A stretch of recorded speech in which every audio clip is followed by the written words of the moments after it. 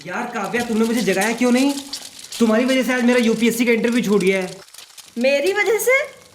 मेरी वजह से नहीं अनिमेष, तुम इसके खुद जिम्मेदार हो। काव्या, तुम हमेशा... क्या हुआ अनिमेष, तुम इतना डरे हुए क्यों हो? काव्या,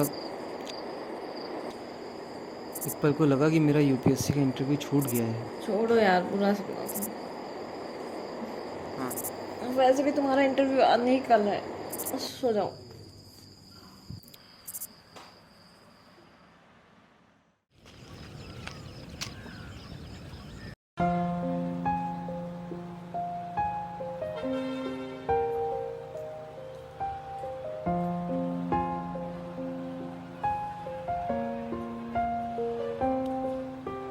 मैम, मैं come in? Yes come in. Good morning ma'am. Good morning, बैठिए प्लीज। Thank you ma'am. आपका नाम अनिमेष है? Yes ma'am. तो अनिमेष जी, आप अपने बारे में कुछ परिचय दीजिए जिससे मैं आपसे आगे कुछ क्वेश्चंस कर सकूं। मैम, जैसा कि आप जानती हैं कि मेरा नाम अनिमेष अरोड़ा है और मैं उत्तर प्रदेश के बाराबंकी जिले का निवासी हूँ।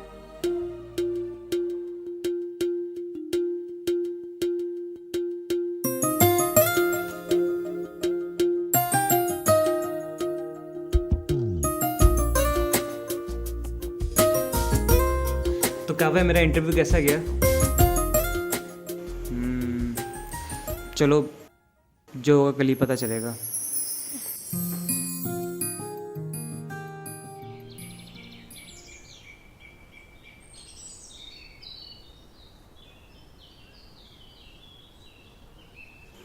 अनिमेष, क्या लगता है तुम्हें इस बार? किस बारे में?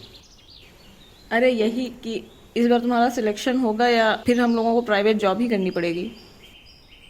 कौन सी किताब पढ़ रही हो तुम? भगवत गीता है।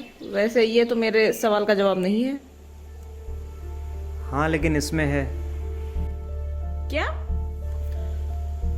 भविष्य का दूसरा नाम ही संघर्ष है काव्या। और फल की लालसा छोड़कर कर्म करने वाला मनुष्य ही अपने जीवन को सफल बनाता है।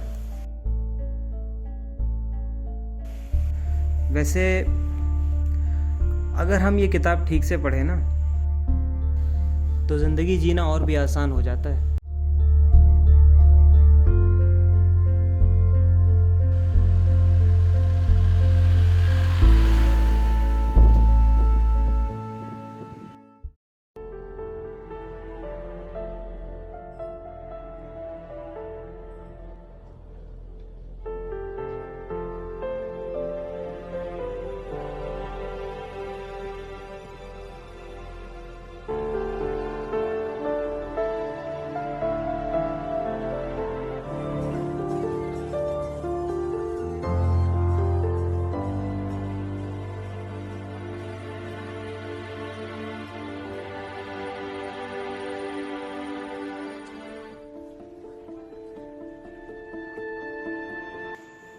ये वही आखिरी रात है जिसका इंतज़ार यूपीएससी से जुड़े हर एक बच्चे को रहता है। भले ही इसकी सुबह कुछ ही घंटों में बहुत से बच्चों के सपने तोड़कर ये निर्धारित कर रही होती है कि उन्हें बचे हुए जीवन में अब क्या करना है और क्या नहीं। काव्या, काव्या, क्या बना रहे हो?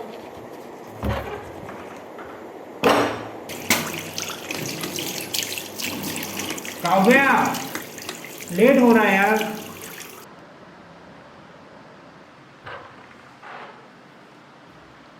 काव्या,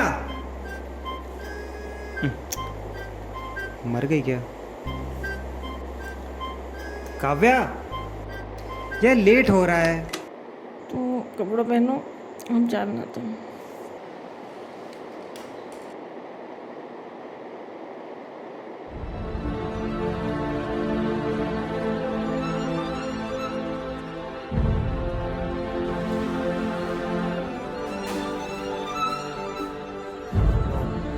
अरे दही चीनी तो खाते जाओ। चलो, all the best. Thank you.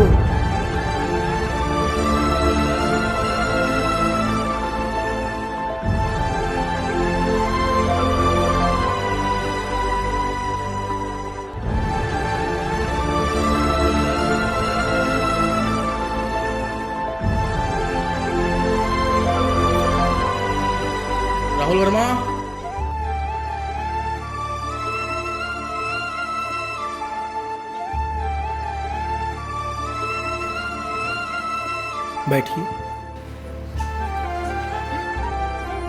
Rahul Verma नाम है आपका।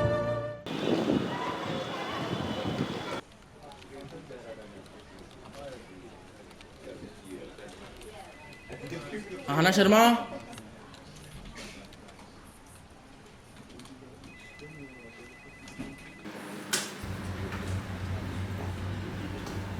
May I come in, sir? Yes, आ जाइए। Good morning, sir. Good morning. Good morning, sir. Good morning, sir. बैठ जाइए। Thank you, sir. आपका नाम आहाना है। जी सर। आहाना, आप अपने बारे में कुछ बताएं जिससे हम आगे बात कर सकें। सर, जैसा कि आप जानते हैं कि मेरा नाम आहाना शर्मा है। मैं राजस्थान के जयपुर जिले की निवासी हूँ और मैंने ग्रेजुएशन में बीए और पोस्ट ग्रेजुएशन सोशियोलॉजी से किया है और अभी पिछले 2 साल से मैं स्कूल में टीचर हूँ। तो आहाना, आपने ये बताया कि आपने सोशियोलॉजी में एमए किया हुआ है जी सर। और आप इस परीक्षा में कितनी बार बैठ चुकी हैं अभी तक? सर, ये मेरा 3rd अटेम्प्ट है। और इसके पहले क्या क्या हुआ है? सर, पहले अटेम्प्ट में प्री में हुआ था, मेंस में नहीं हुआ था और दूसरे अटेम्प्ट में प्री में भी नहीं हुआ था। आहाना, कौन सी सर्विसेज की उम्मीद है आपको? सर, एग्जैक्टली तो नहीं बता सकती पर अपने हिसाब से सोचती हूँ कि आईएएस ही में। आईएएस के बाद आपके प्रेफरेंस क्या है? Sir, IRS. आईपीएस क्यों नहीं? सर, मुझे लगता है कि मेरा एप्टीट्यूड पुलिस डिपार्टमेंट के लिए फिट नहीं है, इसलिए मैंने उसको 3rd चॉइस रखी है। तो आपके हिसाब से कैसा एप्टीट्यूड होना चाहिए पुलिस डिपार्टमेंट का? सर, मैं अपने आप को थोड़ा शांतिप्रिय समझती हूँ और अपराधियों से मैं इतने अच्छे से डील नहीं कर सकती। लेकिन पुलिस तो सबसे ज़्यादा शांति फैलाती है पूरे समाज में। लेकिन सर, उसके एप्टीट्यूड का जो व्यक्ति होगा वो ज़्यादा अच्छे से डील कर पाएगा। मारना पीटना पड़े अपराधी को या फिर उसका इनकाउंटर करना पड़े, शायद आप नहीं कर पाएंगी। जी सर। आहाना, आप महारानी कॉलेज से पढ़ी हुई हैं। जी सर। आप ये बताइए, डेमोक्रेसी के समय किसी कॉलेज का नाम महाराजा कॉलेज या महारानी कॉलेज आपको थोड़ा अजीब नहीं लगता? सर, मुझे लगता है कि जिस समय ये कॉलेज बना होगा उसी हिसाब से इसका नाम रखा गया होगा और वहाँ पर क्या पढ़ा रहे हैं, किस तरीके से बच्चों का डेवलपमेंट कर रहे हैं, ये ज़्यादा मायने रखता है। नाम में क्या रखा है सर, मुझे नहीं लगता कि नाम कुछ इतना महत्व रखता है। अच्छा, चलिए ठीक है। सर, आना, आप कह रही हैं कि आपके लिए नाम मायने नहीं रखता है, तो आपके नाम का अर्थ क्या है? सर, आहना का मतलब होता है अमर। तो आना, क्या आपको लगता है कि इसका कोई असर है आपकी चेतना पर? सर, मैं तो हमेशा कोशिश करती हूँ कि मेरे गुणों और कामों की वजह से लोगों के दिलों में मेरा नाम रहे और मैं अपने नाम को सही साबित कर सकूँ। मतलब नाम का असर होता है? सर, कई मामलों में ऐसा बिल्कुल नहीं होता है। जैसे नाम किसी का कुछ और होता है और उसका व्यक्तित्व उसके बिल्कुल विपरीत होता है। आना, तो आपने अपनी हॉबीज के अंतर्गत मनोविज्ञान लिखा हुआ है। जी सर। तो मनोविज्ञान के अंतर्गत ये बताइए आप कि मनुष्य इस समय जो जीवन शैली जी रहा है उसको बेहतर करने के लिए आप क्या उपाय करेंगी? सर, आप क्वालिटी ऑफ लाइफ के बारे में बात कर रहे हैं और ये बहुत ही ज़्यादा ब्रॉड टर्म है और ये जुड़ा है मनुष्य की शिक्षा से। जैसा कि हम जानते हैं कि आजकल सोसाइटी में रिलीजियस इंटरफेरेंस बहुत ज़्यादा बढ़ गया है और जिस तरीके से आजकल बच्चे स्कूल में रिलीजन के ऊपर चर्चा कर रहे हैं, तो मुझे ऐसा लगता है कि शिक्षाओं में बच्चों को रिलीजन्स और उनकी प्रैक्टिसेस के बारे में थोड़ा और ज़्यादा पढ़ाना चाहिए। इससे उनकी समझ विकसित होगी और इसके अलावा हम जैसे ये जानते हैं कि एक रिलीजन है जो ये बताता है कि आपको सबके साथ बैठकर मिलजुल कर रहना चाहिए और एक रिलीजन ये कहता है कि नहीं, हमारा ही सबसे अच्छा। तो इसमें समस्या ये आती है कि दोनों ही रिलीजन में एक के ऊपर मॉरल वैल्यूज़ ज़्यादा बढ़ जाती हैं और दूसरे की जो मॉरल वैल्यूज़ हैं वो थोड़ी कम रहती हैं। तो इस तरीके से अगर शिक्षण संस्थाएं ये दायित्व उठा लें कि उन्हें धर्म को सिखाना चाहिए, न कि कट्टरपंथ को बढ़ाना चाहिए, तो हमें लगता है कि हम समाज को एक बेहतर दिशा की ओर ले जा सकते हैं। ठीक है। अभी आपने सर को परिचय देते वक्त ये कहा था कि आप राजस्थान के जयपुर जिले की निवासी हैं। क्या आप बता सकती हैं कि भारत के किस कानून के अंतर्गत निवासी की परिभाषा तय की जाती है? सर, निवासी की परिभाषा नागरिकता अधिनियम 1955 के अंतर्गत। ठीक है। सर। आना, रशिया एक दूसरे देश पर हमला करता है, भारत उसमें तटस्थ रहता है रशिया को कंडेम करने के बजाय। क्या भारत की इस नीति से आप सहमत हैं? अगर हैं तो क्यों हैं? सर, मैं भारत की इस नीति से सहमत हूँ क्योंकि रशिया एक ताकतवर देश है और भारत का मित्र भी है। तो इस परिस्थिति में भारत अपने मित्र के साथ खड़ा है, तो मुझे लगता है कि उसका ये फैसला सही है। तो अगर आपका मित्र बहुत ताकतवर है और एक दुर्बल इंसान को यूं ही परेशान कर रहा है, तो अपने मित्र को बिना कुछ कहे आप उसका साथ देंगी? नहीं सर। पर आपने तो अभी कहा कि भारत ने बिल्कुल सही किया। Sorry sir. आहना, आप राजस्थान से बिलोंग करती हैं। जी सर। राजस्थान अपने कल्चर के लिए प्रसिद्ध है, लोग जानते हैं उनके साफा से, उनके घूंघट से। तो ऐसे में आपका क्या विचार है, जो महिलाएं हैं उन्हें पर्दा या घूंघट करना चाहिए या नहीं? सर, मेरा मानना है कि वेस्टर्न ड्रेसेस पहनना एक अलग बात है, लेकिन पर्दा करवाकर आप किसी के व्यक्तित्व का हनन कर रहे हैं, ये गलत है। और पर्दा मुझे लगता है कि स्त्रियों की अभिव्यक्ति को रोक देता है, तो मेरे हिसाब से पर्दा प्रथा बंद होनी चाहिए। आप राजस्थान से हैं, राजस्थान में पाई जाने वाली 4 प्रमुख जनजातियों के नाम बताइए। सर, भील, सहेलिया, बंजारा और मिंगड़। तो हाँ ना, अभी आपकी बात सर से पर्दा प्रथा पर चल रही थी। Yes sir. जिसमें आपने कहा कि पर्दा प्रथा समाप्त होनी चाहिए। मानिए कोई औरत है जो स्वेच्छा से पर्दा करना चाहती है, तो इस पर आपकी क्या राय है? सर, हम ज़बरदस्ती तो किसी के साथ नहीं कर सकते, लेकिन उन्हें प्रोज एंड कॉन्स समझा सकते हैं और उन्हें जागरूक करने की कोशिश कर सकते हैं। मतलब आपका कहना है कि पर्दा हर हाल में समाप्त होना चाहिए? जी सर। आहना, आपने सोशोलॉजी से एमए किया हुआ है। जी सर। तो ये बताइए कि समाज में वैश्याओं को लेकर आपकी क्या राय है? वह जो भी कुछ करती हैं वह आपकी नज़र में सही है या गलत? सर, मेरा मानना है कि वो गलत करती हैं और लड़कियों के नाम पर वो समाज में कलंक है। ऐसी लड़कियां समाज को गंदा करती हैं और अगर इस पेशे को मजबूरी का नाम दिया जाए तो भी मुझे लगता है कि वो गलत है, क्योंकि अगर इंसान मेहनती हो तो वो मेहनत मजदूरी करके या किसी के घर में झाड़ू पोछा बर्तन करके भी अपनी जीविका आराम से कमा सकता है। तो मेरे हिसाब से ये बिल्कुल सही नहीं है। मेरा आखिरी सवाल यह है आपसे कि बेरोजगारी की समस्या देश के ज्वलंत मुद्दों में से एक है। इस विषय पर आपकी क्या राय है? सर, मेरा मानना है कि बेरोजगारी इसलिए है क्योंकि रोजगार कम है और इसकी मेन वजह अधिक जनसंख्या है। तो अगर हम जनसंख्या पर नियंत्रण कर लें तो हमारी बेरोजगारी की समस्या सुलझ सकती है। आहना जी, जैसा आपने बताया है कि सरकार को जनसंख्या पर नियंत्रण करना चाहिए, जी सर। तो आपके हिसाब से सरकार को कौन से कदम उठाने चाहिए जनसंख्या पर नियंत्रण करने के लिए? सर, मेरे हिसाब से सरकार को स्ट्रिक्ट जनसंख्या नियंत्रण पॉलिसी लानी चाहिए। किसी के भी एक से ज़्यादा बच्चे नहीं होने चाहिए और अगर किसी के एक से ज़्यादा बच्चे हैं तो उनके लिए सख्त कानून लाना चाहिए, जैसे जेल प्रावधान या किसी भी तरीके का लोन ना मिलना। भारत का प्रथम हस्तलिखित संविधान किसने लिखा है? सर, भारत का प्रथम हस्तलिखित संविधान श्री प्रेम बिहारी नारायण रायजादा जी ने लिखा था।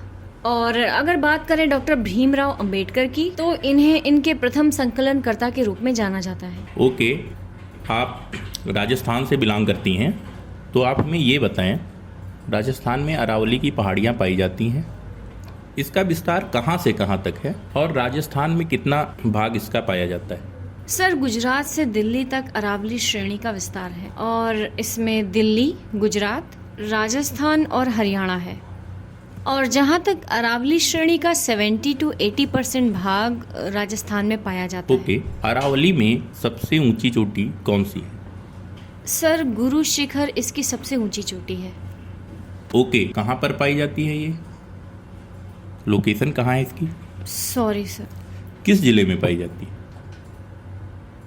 Sorry sir. आना, ये IUCN क्या है? सर, IUCN एक संस्था है जो रेड डेटा बुक की रिपोर्ट जारी करती है। आना, ये मेरा आपसे आखिरी सवाल है। रेड डाटा बुक की चौथी प्रति में किससे जुड़ी जानकारी प्रदान की जाती है? Sorry sir. सर, आहना, तो आपका ये मानना है कि समाज में वैश्याओं के लिए कोई जगह नहीं होनी चाहिए, लेकिन अगर आपको अब पता चले कि आपकी माँ एक वैश्या थी तो आपका क्या रिएक्शन होगा, आप क्या करेंगी? सर, जाहिर सी बात है गुस्सा तो आएगी ही, और मैं ये ज़रूर जानना चाहूँगी कि उन्होंने ऐसा क्यों किया। अगर वो मुझे ये बताती हैं कि उन्होंने किसी मजबूरीवश ऐसा काम किया है, तो ऐसी कोई मजबूरी नहीं हो सकती कि उन्हें ये व्यवसाय चुनना पड़े। अब तो मैं सिर्फ ये जानना चाहती हूँ कि वो क्या बहाना बनाकर मुझे ये बताएंगी कि उन्होंने इस पेशे को चुना। हालांकि अगर वो मेहनती होती तो किसी के वहाँ मजदूरी करके या घर में झाड़ू पोछा बर्तन करके भी अपनी जीविका चला सकती थी। ठीक है आना, आपका इंटरव्यू हो चुका है, आप जा सकती हैं। Thank you. Thank you sir.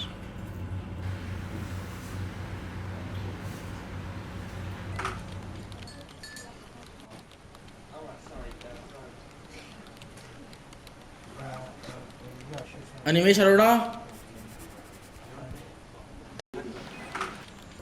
Sir मैं कम इन? यस, आ जाइए। Good morning sir. Good morning. Morning sir. बैठ जाइए।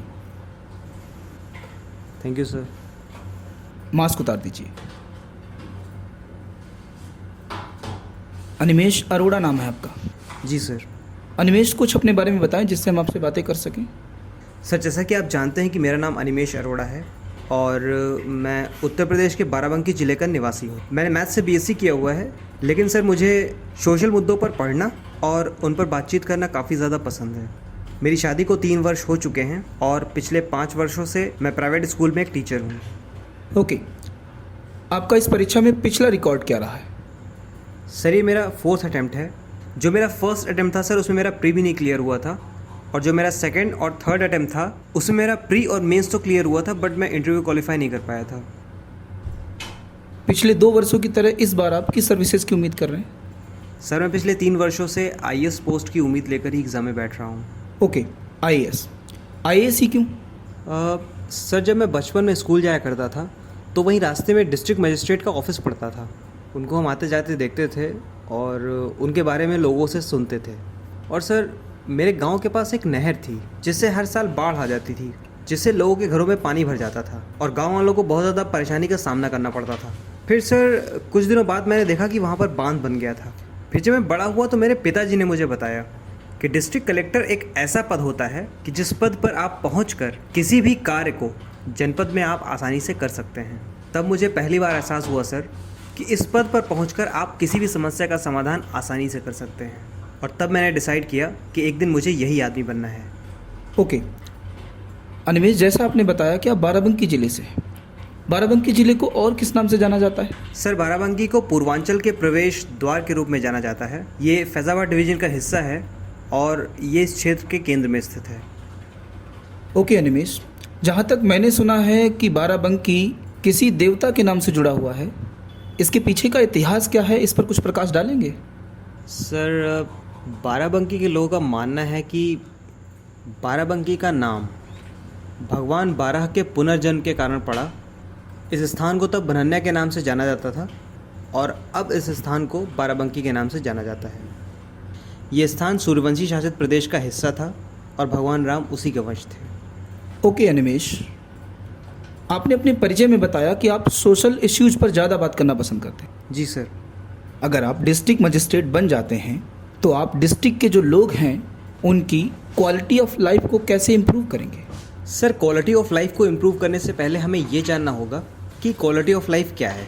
तो सर इसकी जो पहल होगी वो ये होगी कि एक सम्मान के साथ जीवन हम किसी व्यक्ति को कैसे दे सकते हैं। और सम्मान के साथ जीवन देने का मेरा ये मतलब है कि किसी भी इंसान की जो बेसिक नीड्स होती हैं हम उनको पूरी करें, क्योंकि अगर आप किसी इंसान की बेसिक नीड्स को नहीं पूरी कर सकते हैं तो मुझे नहीं लगता है कि उसमें इम्प्रूवमेंट की कोई गुंजाइश हो सकती है। अब बात आती है सर इम्प्रूवमेंट की, तो सर उसकी बेसिक नीड्स के साथ हमें उसकी लाइफ में मॉरल वैल्यूज़ भी ऐड करनी पड़ेंगी। Okay Animesh sir. तो अनिमेश, अभी आप सर से बात कर रहे थे क्वालिटी ऑफ लाइफ इम्प्रूव करने की, उसमें आपने बेसिक नीड्स और मॉरल वैल्यूज़ की बात की है। तो क्या आप हमें बता सकते हैं कि बेसिक नीड्स और मॉरल वैल्यूज़ के आधार पर किसी भी इंसान की क्वालिटी ऑफ लाइफ को कैसे इम्प्रूव करेंगे? सर मेरे हिसाब से इंसान की जो बेसिक नीड्स होती हैं वो होती हैं रोटी, कपड़ा, मकान और शिक्षा, जिसमें शिक्षा के लिए गवर्नमेंट ने आपको 12वीं क्लास तक की शिक्षा का अधिकार दे रखा है। इसके अलावा अगर आप गरीबी के निचले वर्ग पे हैं तो सरकार द्वारा आपको राशन भी उपलब्ध कराया जाता है, प्लस ITI सस्ती दरों पे उपलब्ध कराया है जिससे आप कौशल सीख सकते हैं। और भी सरकार की बहुत सारी स्कीम्स हैं जिसका हम लाभ उठा सकते हैं। तो सर इन सब चीज़ों का इस्तेमाल करते हुए भी आप क्वालिटी ऑफ लाइफ को इम्प्रूव कर सकते हैं। अब आप मॉरल वैल्यूज़ की इम्पोर्टेंस बताइए। सर अगर किसी भी इंसान की बेसिक नीड्स को पूरी कर दिया गया है और वह एक अच्छे नागरिक का कर्तव्य न निभाकर देश विरोधी कार्यों में लगा हुआ है। सर यहाँ पर देश विरोधी कार्यों से मेरा मतलब है कि अगर आप समाज में हैं और समाज में रहते हुए आप ट्रैफिक नियमों का पालन नहीं कर रहे हैं तो मेरे हिसाब से सर आपके अंदर मॉरल वैल्यूज़ नहीं है। सर यहाँ पर मॉरल वैल्यूज़ का मतलब है कि अगर आप समाज में हैं तो ट्रैफिक नियमों का पालन करें और ज़रूरतमंदों की मदद करें। सर अगर हम इनिशियल स्टेज में ही मॉरल वैल्यूज़ को अपने एजुकेशन सिस्टम में इनकलकेट कर दें तो बच्चा बचपन से ही मॉरल वैल्यूज़ का महत्व सीख जाएगा। अनिमेश, आप उत्तर प्रदेश के निवासी हैं। अब आप हमें ये बताइए कि उत्तर प्रदेश में मुख्यतः कौन कौन सी जनजातियाँ पाई जाती हैं? सर उत्तर प्रदेश में मुख्यतः 3 तरह की जनजातियाँ पाई जाती हैं, थारू, महिगिरी, बनरावत। थारू जनजाति यूपी की सबसे बड़ी जनजाति है और ये एक दीपावली को शौक के रूप में मनाते हैं। और सर महिगिरी यूपी की एकमात्र ऐसी जनजाति है जो इस्लाम धर्म को मानते हैं। और सर बनरावत यूपी की सबसे छोटी जनजाति है। ओके अनिमेश, आपके बाराबंकी ज़िले में देवा बहुत प्रसिद्ध माना जाता है। इसकी ख्याति का मुख्य कारण क्या है? सर देवा या देवा शरीफ की ख्याति का मुख्य कारण वहाँ स्थित हाजी वारिस अली शाह का तीर्थ स्थल है। वह एक सूफी संत थे जो मानवता के लिए सर्वव्यापी प्रेम की अवधारणा रखते थे। उन्हीं की याद में उस तीर्थ स्थल पर उनका एक मकबरा भी बनाया गया है। Okay sir. अनिमेश, रूस यूक्रेन पर आक्रमण कर रहा है और भारत इसका कहीं भी कंडेमनेशन नहीं करता है। क्या भारत की इस नीति से आप सहमत हैं? अगर हैं तो क्यों? सर अगर देखा जाए तो इसमें इंडिया ने कहीं भी रूस का सपोर्ट नहीं किया है। इंडिया ने हमेशा ये कहा है कि इंटरनेशनल लेवल पर कोई भी कॉन्फ्लिक्ट्स होते हैं देशों या प्रदेशों के बीच में तो उसे बातचीत के मसले से सुलझाया जा सकता है। भारत का हमेशा से स्टैंड रहा है कि किसी भी कॉन्फ्लिक्ट को हम बातचीत के ज़रिए आसानी से सुलझा सकते हैं। ओके अनिमेश, अगर आपको इसका कोई एग्जांपल याद आ रहा हो तो बता सकते हैं। जी सर, इसका एग्जाम्पल है कि हम लोग लगभग 19 बार चीन से वार्ता कर चुके हैं और आज भी हमारी कोशिश यही है कि ये मसला बातचीत से ही सुलझे, जिसमें कि इंडिया ने पहले स्टैंड लिया था। और सर दूसरी चीज़ कि इस दुनिया में देश गुटों में बटे रहते हैं। पहला वो जो यूएस को सपोर्ट करता है, दूसरा रशिया या चाइना को सपोर्ट करता है और ये नीति अभी तक चली आ रही है। बट सर भारत एक ऐसा देश है जिसने गुट निरपेक्ष की नीति अपनाई और सर दोनों गुटों के साथ अच्छे संबंध स्थापित किए। ओके, यूएनओ के बारे में तो पता होगा आपको? Yes sir. तो अनिमेश, आप बताइए यूएनओ के कितने अंग हैं? सर यूएनओ के 6 अंग हैं। सुरक्षा परिषद, महासभा, सचिवालय, अंतर्राष्ट्रीय न्यायालय, प्रन्यास परिषद, आर्थिक और सामाजिक परिषद। ओके, अंतर्राष्ट्रीय न्यायालय का हेडक्वार्टर कहाँ है? सर अंतर्राष्ट्रीय न्यायालय का हेडक्वार्टर द हेग में है। इसमें कितने जज हैं? सर 15 जज हैं। Okay sir. अनिमेश, आपने सर को गुट निरपेक्ष के बारे में बताया कि भारत ने दोनों गुटों से अच्छे संबंध बनाकर रखे हैं। तो दोनों गुटों से अच्छे संबंध बनाकर रखने से भारत को कुछ फ़ायदे भी हुए होंगे। क्या उन फ़ायदों के बारे में आप बता सकते हैं? सर दोनों गुटों के साथ अच्छे संबंध स्थापित करने से हमें ये फ़ायदा हुआ है कि रशिया से हमको वेपन्स और वेपनरी टेक्नोलॉजी मिली है। दूसरी तरफ अमेरिका से हमको अमेरिकन टेक्नोलॉजी और आईटी सेक्टर में जो इन्वेस्टमेंट है वो मिला है। ओके अनिमेश, तो जैसा कि आपने अपने परिचय में बताया कि आप एक प्राइवेट स्कूल में शिक्षा का कार्य कर रहे हैं। अगर मानिए उस स्कूल का प्रिंसिपल आपको नौकरी से निकाल दे तो ऐसी अवस्था में तो आप बेरोजगार हो जाएंगे। जी सर। तो बताइए कि अगर आपको बेरोजगारी की समस्या को दूर करने का मौका मिले तो आप इस समस्या को दूर करने का दूरगामी उपाय क्या अपनाएंगे? सर इसके लिए सबसे पहले हमको ये जानना होगा कि बेरोजगारी होती किस वजह से है। सर ऐसा नहीं है कि हमारे देश में हर कोई बेरोजगार है या हर किसी के पास नौकरी है। तो अगर देखा जाए कि कौन कौन लोग बेरोज़गार नहीं हैं तो इसमें सर बहुत से लोग आप ऐसे पाएंगे कि जिन्होंने अपना छोटा मोटा बिज़नेस खोल रखा होगा, किसी के पास वेल्डिंग की शॉप होगी, किसी के पास साइकिल बनाने का काम होगा, या फिर रिस्क लेकर कोई छोटा सा बिजनेस ही खड़ा कर रहा होगा। मान लीजिए कोई इंसान प्लास्टिक के चम्मच बनाने की फैक्ट्री खोल रहा है रिस्क लेकर, तो हमें यहाँ पर ये अंतर देखना होगा कि एक बेरोज़गार और उसमें क्या अंतर है। तो सर यहाँ पर ये देखा जा सकता है कि एक आदमी के अंदर हुनर है अपना, और अगर आप इस हुनर को एजुकेशन सिस्टम के अंदर डाल दें तो आप उसको सीधी तरीके से नौकरी ना देकर उसके लिए आप अलग अलग तरीके से रोज़गार के अवसर प्रदान कर सकते हैं। तो सर इसके लिए जो सबसे पहला उपाय होगा वो ये होगा कि हमें एजुकेशन सिस्टम के अंदर स्किल्स को डालना चाहिए। और सर जैसा कि गवर्नमेंट ने भी इसको प्रमोट किया है स्किल इंडिया, तो सर गवर्नमेंट की ये स्कीम भी इसी दूरदर्शिता का प्रमाण है। ओके, तो आपने यह बताया कि स्किल्स को एजुकेशन सिस्टम में डालकर हम बेरोजगारी की समस्या को दूर कर सकते हैं। तो यह तो केवल एक उपाय हुआ, और आप कुछ उपाय बता सकते हैं? दूसरा ये सर कि हम बिज़नेस के माहौल को बढ़ावा देकर भी बेरोजगारी की समस्या को दूर कर सकते हैं। ओके अनिमेश, तो मेरा आपसे आखिरी सवाल यह है कि वह व्यक्ति कौन है जो भारत शासन अधिनियम 1909 के तहत गवर्नर जनरल की परिषद में शामिल हुआ था? Sir Satyendra Sinha governor general के परिषद में शामिल होने वाले पहले भारतीय थे। Okay sir. अच्छा अनिमेश जी, दो अक्षांशों के बीच की दूरी किस नाम से जानी जाती है? सर जोन नाम से जानी जाती है। कितनी होती है? सर 111 किलोमीटर होती है। अच्छा, सिख धर्म गुरुओं के बारे में आपने पढ़ा है? जी सर। सभी सिख गुरुओं के नाम बताएं। सर 10 सिख गुरु थे, लेकिन सर अभी मैं उनका नाम नहीं रिकॉल कर पा रहा हूँ, सॉरी सर। चलिए कोई बात नहीं। एक सिख धर्म गुरु थे जिन्होंने विधवा विवाह का सपोर्ट किया और सती प्रथा का विरोध किया। क्या आप उनके बारे में बता सकते हैं? सॉरी सर, अभी रिकॉल नहीं हो पा रहा है। अनिमेश, आपने अपने परिचय में बताया था कि आपको सोशल मुद्दों पर ज़्यादा बात करना पसंद है। तो मेरा एक सवाल है हमारी सोसाइटी से जुड़ा हुआ। अगर आपको पता चले कि आपकी माँ पहले वैश्या थी तो आपका उस पर क्या रिएक्शन होगा? सर अगर मुझे पता चलेगा कि मेरी माँ वैश्या थी तो ह्यूमन होने के कारण मुझे बुरा तो अवश्य लगेगा, लेकिन फिर भी मैं ये जानना चाहूँगा कि उसके पीछे की रियल वजह क्या थी। क्योंकि सर जो ये व्यवसाय है ये समाज के लिए एक रेस्पेक्टेबल व्यवसाय नहीं है, हम सब जानते हैं। क्योंकि सर जो लोग भी वैश्यावृत्ति के व्यवसाय में उतरते हैं, हम सब लोग ही जानते हैं कि वो अपनी खुशी से तो नहीं उतरते हैं। और कभी कभार ऐसा होता है सर कि अगर किसी काम की आपको असली वजह पता चलती है तो रिस्पेक्ट आपके लिए और भी ज़्यादा बढ़ जाती है।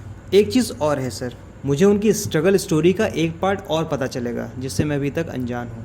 तो चूँकि वो मेरी मदर हैं इसलिए उनके लिए मेरी रिस्पेक्ट और भी ज़्यादा बढ़ जाएगी, क्योंकि उन्होंने मुझे पाला पोसा है, और इससे उनकी इज्जत में मेरी तरफ से कोई कमी नहीं आएगी सर।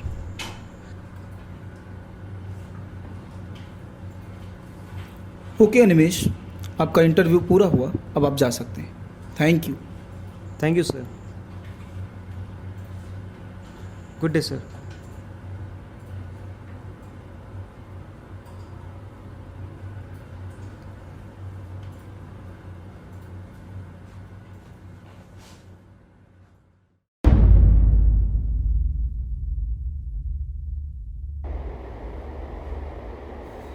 हाँ भैया, इंटरव्यू तो अच्छा हुआ था, पता नहीं क्यों नहीं हुआ इसका।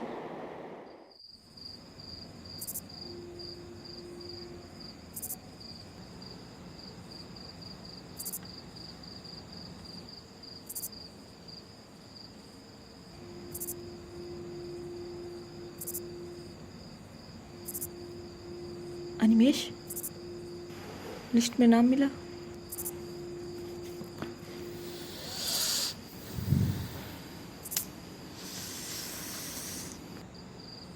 यार काव्या, इस बार भी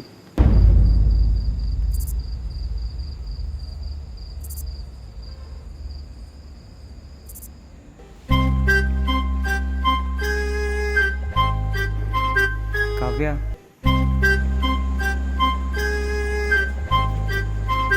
08776 अनिमेश अरोड़ा।